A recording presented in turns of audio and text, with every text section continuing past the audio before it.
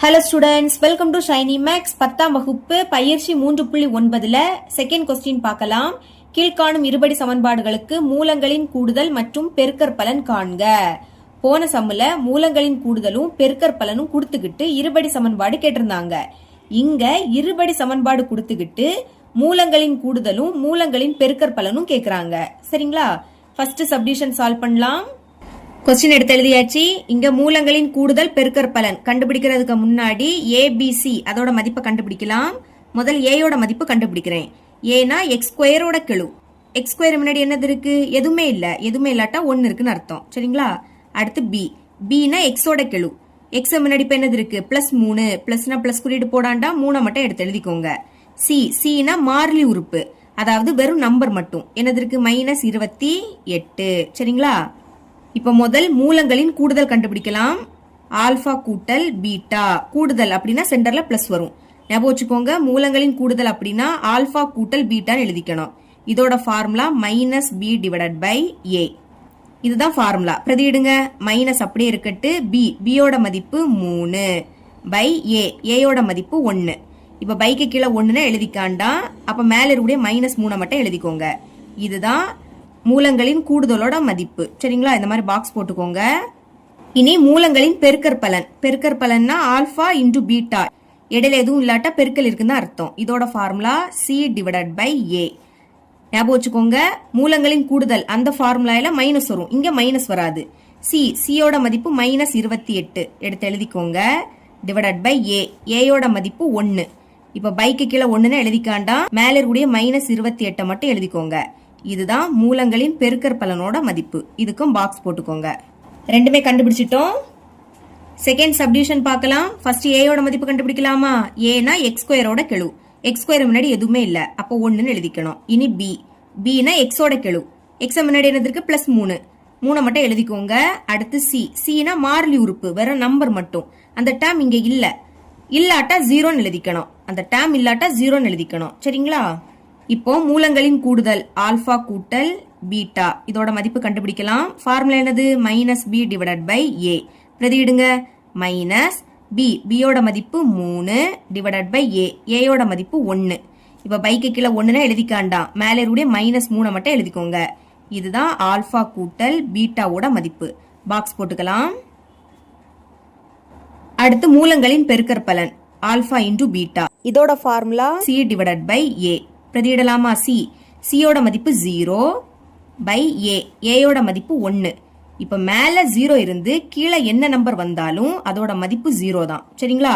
கீழே 8, 9, 10 எது வேணாலும் வரலாம். ஆனா மேல 0 வந்துன்னா அதோட மதிப்பு 0. இதுதான் மூலங்களின் பெருக்கற்பலனோட மதிப்பு. இதையும் ஈஸியா கண்டுபிடிச்சிட்டோம். தேர்ட் சப்டிவிஷன் பார்க்கலாம். இதுக்கு முன்னாடி எக்ஸ்ல கொடுத்திருந்தாங்க. ஆனா இங்க ஏ இருக்கு. இருபடி சமன்பாடுனா ஃபர்ஸ்ட் ஏ ஸ்கொயர் இருக்கணும், அடுத்து ஏ இருக்கணும், அப்புறம் மாறிலி உறுப்பு இருக்கணும். ஆனா இங்க ஏ ஸ்கொயர் பகுதியில இருக்கு. இத தொகுதியில கொண்டு வந்துடலாம். சரிங்களா? முதல் கொஸ்டின் எடுத்து எழுதிக்கலாம். 3 கூட்டல் 1/a is equal to 10/a square. இப்ப பாருங்க, இந்த ஏ ஸ்கொயர் வகுத்தல்ல இருக்கு. இங்க வந்து பெருக்கலா மாறுமா?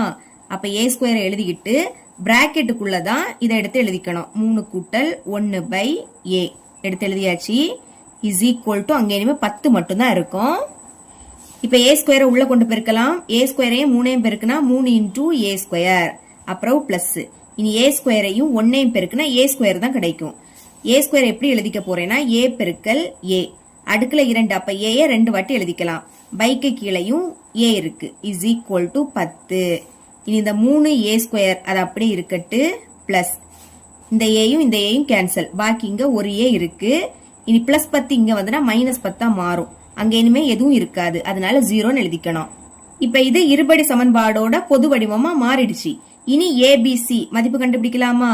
ஏ அப்படின்னா ஏ ஸ்கொயரோட கெழு. ஏ ஸ்கொயர் முன்னாடி என்னது இருக்கு? 3 இருக்கு. அடுத்து பினா ஏயோட கெழு. ஏக்கு முன்னாடி எதுவும் இல்ல. அப்போ 1 இருக்குன்னு அர்த்தம். சினா மாறிலி உறுப்பு. மாறிலி உறுப்பு -10. மைனஸ் இருந்துன்னா அந்த குறியீடை எழுதிக்கணும். சரிங்களா? இப்போ மூலங்களின் கூடுதல் கண்டுபிடிக்கலாம். ஆல்பா கூட்டல் பீட்டா. இதோட ஃபார்முலா என்னது? -b/a. மதிப்பை பிரதியிடுங்க. மைனஸ் இருக்கு எழுதிக்கலாம். பியோட மதிப்பு 1/a. ஏயோட மதிப்பு 3. இதுதான் மூலங்களின் கூடுதலோட மதிப்பு. இதுக்கு பாக்ஸ் போட்டுடலாம்.